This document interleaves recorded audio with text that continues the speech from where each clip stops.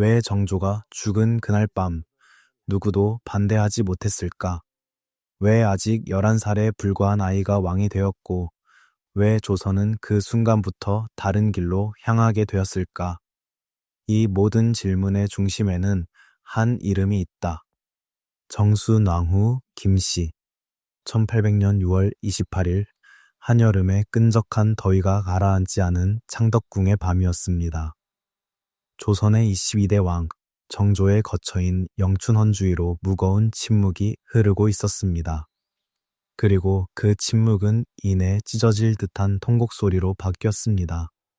개혁 군주 정조, 그가 49세의 나이로 갑작스럽게 숨을 거둔 것입니다. 궁궐은 순식간에 혼돈의 도가니로 변했습니다. 신하들은 바닥에 엎드려 오열했고, 궁녀들은 어찌할 바를 모르고 발을 동동 구르고 있었습니다. 왕의 죽음이라는 거대한 공백 앞에서 모두가 이성을 잃어가던 바로 그 순간, 유일하게 차갑고 냉철하게 움직이는 한 사람이 있었습니다. 바로 정조의 할머니이자 왕실의 최고 어른, 대왕대비 정순왕후 김씨였습니다. 아직 정조의 시신이 식기도 전이었습니다.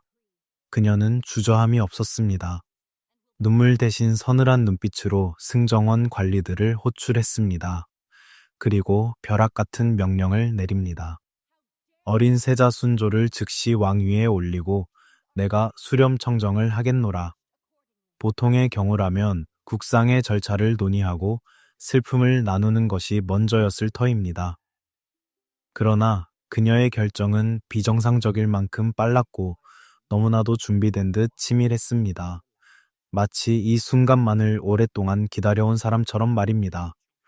궁궐의 사람들은 슬픔 속에서도 본능적인 공포를 느꼈을 것입니다. 도대체 그녀는 누구이며 왜 이토록 서둘러 권력을 움켜쥐어야만 했을까요? 이 의문을 풀기 위해 우리는 시계를 거꾸로 돌려야 합니다. 41년 전, 그녀가 처음 이 궁궐에 발을 들였던 그날로 돌아갑니다. 시간은 1759년으로 거슬러 올라갑니다. 조선의 21대 왕 영조가 66세가 되던 해였습니다. 첫 번째 왕비와 두 번째 왕비를 모두 떠나보낸 노년의 왕은 세 번째 왕비로 경주 김씨 가문의 딸을 맞이합니다. 그때 그녀의 나이는 고작 15, 꽃다운 22세가 아닌 15세의 어린 소녀였습니다. 왕과의 나이 차이는 무려 51세. 손녀뻘도 되지 않는 어린 소녀가 조선의 국모가 된 것입니다. 화려한 혼례식의 겉모습 뒤에는 비정한 정치적 계산이 숨겨져 있었습니다. 당시 조선은 노론과 소론의 대립이 극에 달해 있었고, 영조는 탕평책이라는 이름으로 아슬아슬한 줄타기를 하고 있었습니다. 정순왕후의 가문은 노론 벽파, 즉 강경파에 속해 있었습니다. 그녀의 입궁은 단순한 혼인이 아니라 권력의 균형추가 한쪽으로 기울기 시작했음을 알리는 신호탄과도 같았습니다. 어린 왕비는 화려한 가마 속에서 무엇을 생각했을까요? 아마도 그녀는 직감했을 것입니다. 이곳은 따뜻한 가정이 아니라 살아남아야 하는 전쟁터임을 말입니다. 어린 왕비가 마주한 궁궐의 내면은 참혹했습니다. 그곳에는 영조의 아들이자 왕위 계승자인 사도세자가 있었습니다. 정순왕후가 입궁했을 때 사도세자는 이미 영조와의 갈등으로 인해 벼랑 끝에 몰려 있었습니다. 아버지 영조의 가혹한 훈육과 멈추지 않는 질책은 세자의 영혼을 파괴하고 있었습니다. 궁궐의 밤은 세자의 비명과 이상 행동으로 얼룩졌습니다. 폭력과 광기, 그리고 궁 밖을 몰래 배회하는 기행들. 정순왕후는 이 모든 것을 지켜보았습니다. 남편인 왕은 아들을 증오했고 아들인 세자는 미쳐가고 있었습니다. 갓 들어온 젊은 왕비에게 이 광경은 공포 그 자체였을 것입니다. 하지만 그녀는 침묵했습니다. 이 비극의 소용돌이 속에서 섣불리 입을 여는 것은 곧 죽음을 의미했기 때문입니다. 이미 돌이킬 수 없는 파국이 예고되어 있었습니다. 여기서 우리는 정순왕후의 기묘한 위치를 주목해야 합니다. 그녀는 사도세자보다도 나이가 어렸습니다. 명분상으로는 어머니였으나 실제로는 동생뻘인 셈입니다. 더구나 세자의 아내인 해경궁 홍씨와는 더욱 미묘한 관계였습니다. 나이는 비슷하지만 지위는 시어머니와 며느리. 공식적인 역사 기록인 실록은 이 시기 정순왕후의 내면을 자세히 기록하지 않고 침묵합니다. 하지만 우리는 상상할 수 있습니다. 살얼음판 같은 궁궐에서 노론 가문의 딸인 그녀는 남편 영조의 눈치를 살피면서도 동시에 자신의 친정 가문이 원하는 정치적 입장을 고려해야만 했을 것입니다. 그녀는 보고도 못 본 척, 듣고도 못 들은 척하며 자신의 존재감을 지워나갔습니다. 그것이 그녀가 선택한 첫 번째 생존 방식이었습니다. 말하지 않음으로써 살아남는다. 1762년 여름 기어이 비극은 터지고 말았습니다. 이모화변. 영조가 자신의 아들 사도세자를 뒤주에 가두어 죽인 전대미문의 사건이 발생했습니다. 8일 동안 이어진 그 끔찍한 시간 동안 정순왕후는 어디에 있었을까요? 와 같은 공식 기록에는 그녀가 사도세자를 구명하려 했다거나 혹은 죽음을 재촉했다는 명확한 기록은 없습니다. 그러나 해경궁 홍씨가 쓴 은 정순왕후의 아버지인 김안구와 그 가문이 사도세자의 제거에 깊이 개입했음을 암시하고 있습니다. 정순왕후 역시 노론 벽파의 일원으로서 사도세자의 죽음을 방조했거나 혹은 내심 동조했을 가능성이 높습니다. 뒤주 앞에서 울려 퍼지는 세자의 신음소리를 들으며 그녀는 철저히 왕의 편, 그리고 노론의 편에 섰습니다. 그녀의 침묵은 단순한 방관이 아니라 무언의 동의였을지도 모릅니다. 사도세자의 죽음 이후 궁궐에는 또 다른 긴장이 감돌았습니다. 바로 사도세자의 아들 어린 세손 훗날의 정조의 존재였습니다. 당시 11살이었던 정조는 아버지의 죽음을 목격했습니다. 그 트라우마는 평생의 상처가 되었습니다. 1776년 영조가 승하하고 정조가 왕위에 오르자 정순왕후는 왕실의 가장 큰 어른인 대왕대비가 되었습니다. 죄인의 아들이 왕이 된 상황.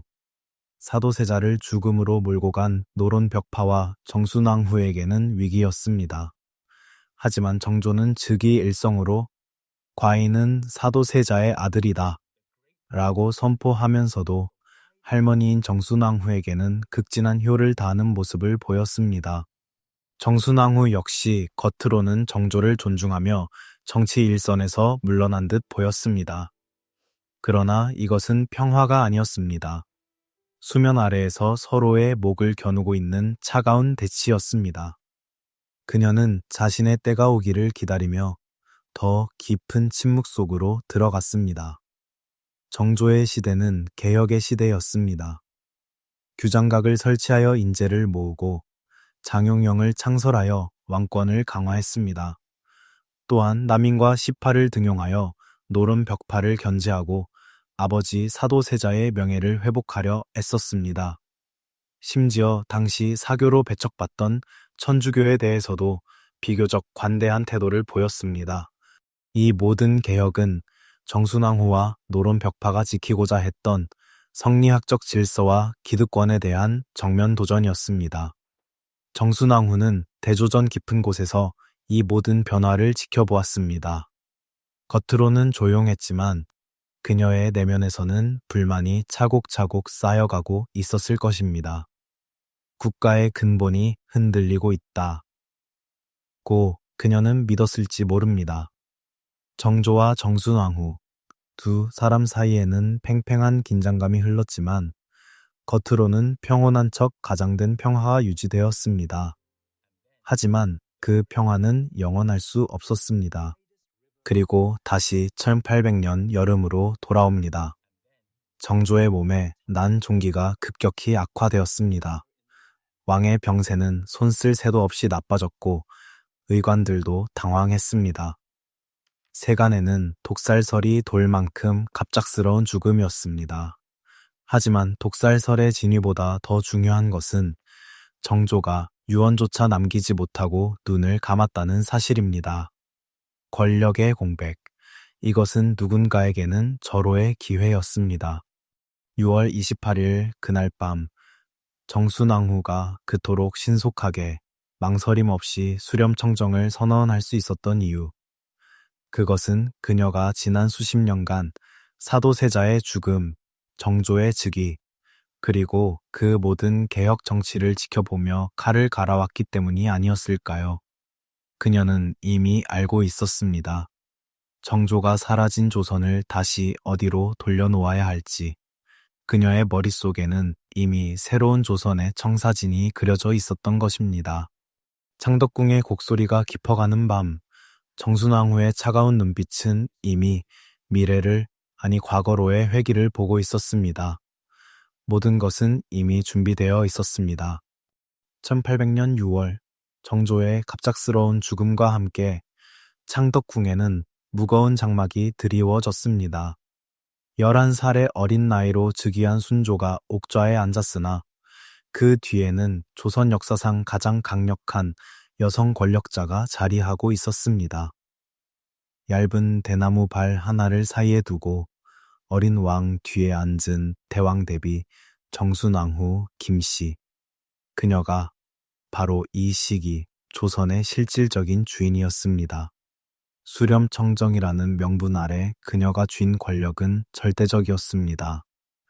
반대파의 목소리는 제기될 시간조차 없이 묵살되었고 조정의 공기는 순식간에 얼어붙었습니다.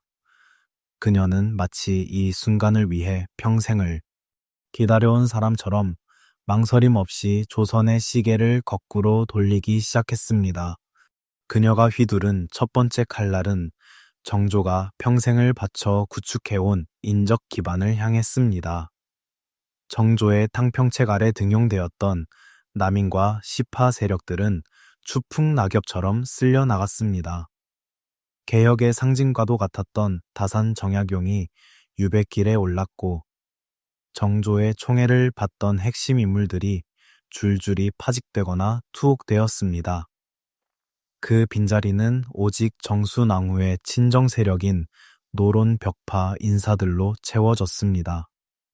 어제까지의 충신이 오늘의 역적이 되는 세상, 조선의 정치 지형은 단 몇 달 만에 정반대로 뒤집혔습니다. 이것은 단순한 인사이동이 아니라 정조시대의 완전한 부정이자 구체, 재복귀를 알리는 신호탄이었습니다. 하지만 정치적 숙청만으로는 부족했습니다. 그녀는 공포를 통해 확고한 질서를 세우고자 했습니다. 그리하여 1801년 1월 조선 땅을 피로 물들인 비극 신유박해가 시작됩니다.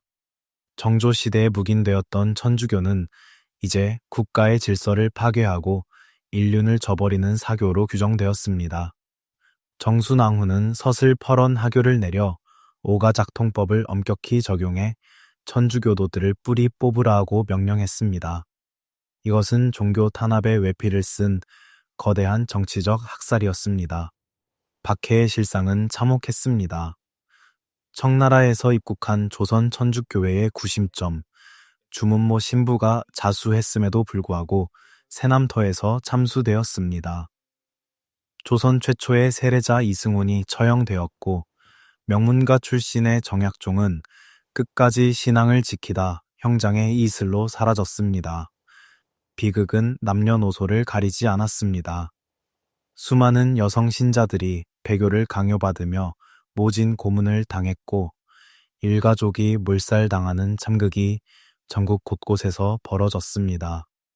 관아의 마당은 비명소리로 가득 찼고 형장으로 향하는 수레바퀴 자국에는 핏물이 고였습니다. 정순왕후가 원했던 것은 단순한 교리의 금지가 아니라 반대 세력의 씨를 말리는 것이었습니다. 그녀는 성리학적 질서, 수호라는 명분을 내세워 서학을 믿는 남인 세력을 재기불능 상태로 만들어 버렸습니다. 명분은 종교였으나 실체는 권력 투쟁이었다는 역사의 평가는 바로 이 지점에서 나옵니다. 수렴청정이 이어진 4년 동안 조선은 철저하게 과거로 회귀했습니다. 정조가 왕권 강화를 위해 설치했던 장용영은 해체되었고 개혁 학문의 산실이었던 규장각의 기능은 축소되어 유명무실해졌습니다. 정조가 꿈꾸었던 신도시 화성은 더 이상 건설되지 않은 차에 방치되었고 그곳에 서린 개혁의 꿈도 함께 잡초 속에 묻혔습니다. 정순왕후의 통치 아래 조선은 표면적으로 안정을 찾은 듯 보였습니다. 큰 반란도 없었고 국경도 조용했습니다. 그러나 그것은 발전이 멈춘 정체된 안정에 불과했습니다. 변화를 거부하고 문을 걸어 잠근 조선은 서서히 병어가고 있었습니다. 1805년 68세를 일기로 정순왕후가 창덕궁 대조전에서 생을 마감합니다. 그녀의 죽음은 5년여간 몰아쳤던 피바람의 끝을 의미했지만 동시에 또 다른 어둠의 시작이기도 했습니다. 그녀가 떠난 자리에 복귀한 순조의 친정은 무기력했습니다. 왕권은 이미 형해화되었고 정순왕후가 키워놓은 척신 정치의 토양 위에서 안동 김씨를 비롯한 세도 정치 가문들이 독버섯처럼 자라나기 시작했습니다. 그녀는 강력한 왕권을 견제하고 노론의 세상을 만들려 했으나 결과적으로는 왕조 자체를 소수 가문의 먹잇감으로 던져준 꼴이 되었습니다. 백성들의 삶은 피폐해졌고 조선은 근대화의 흐름에서 소외된 채 망국의 길로 들어서게 됩니다. 그녀는 과연 악인이었을까요? 아니면 자신의 신념에 따라 무너져가는 성리학적 질서를 지키려 했던 고독한 지도자였을까요? 노론의 기록과 해경궁 홍씨의 이 그리는 그녀의 모습은 극단적으로 엇갈립니다. 분명한 것은 그녀에게 정치적 능력과 카리스마가 있었다는 점입니다. 위기의 순간에 좌고우면하지 않고 결단을 내리는 대범함은 군주의 버금 같습니다. 하지만 그녀의 시선은 미래가 아닌 과거를 향해 있었고 그녀의 칼끝은 백성의 안위가 아닌 정적의 제거를 향해 있었습니다. 역사는 가정할 수 없지만 우리는 묻지 않을 수 없습니다. 만약 정순왕후가 정조의 유지를 이어받아 개혁의 불씨를 살렸다면 조선의 운명은 어떻게 달라졌을까요? 1805년 원릉에 묻힌 그녀의 시호 정수는 곧고 순수하다는 뜻을 담고 있습니다. 그러나 그녀가 남긴 역사의 궤적은 결코 순수하지도 단순하지도 않았습니다. 질서를 지키려 했으나 쇠락을 앞당겼고 왕실을 지키려 했으나 왕권을 무너뜨린 아이러니 정순왕후 김씨.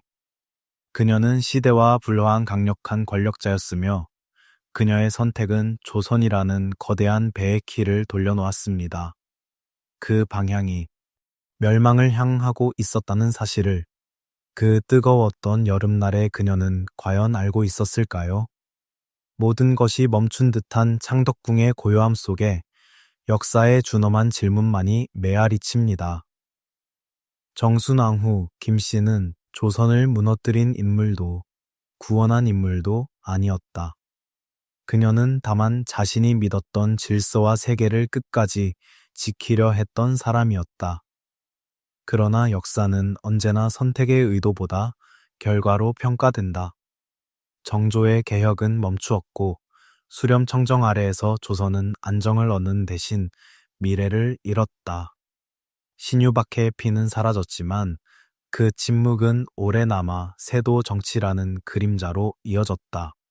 정순왕후의 삶은 한 개인의 권력이 아니라 시대를 읽지 못한 선택이 얼마나 긴 여운을 남기는지를 보여준다. 그리고 그 질문은 오늘날에도 여전히 우리 앞에 놓여 있다. 질서를 지키는 것이 언제나 옳은가? 아니면 변화의 순간을 외면한 대가가 더 큰 혼란을 부르는가? 역사는 대답하지 않는다. 다만 기억할 뿐이다.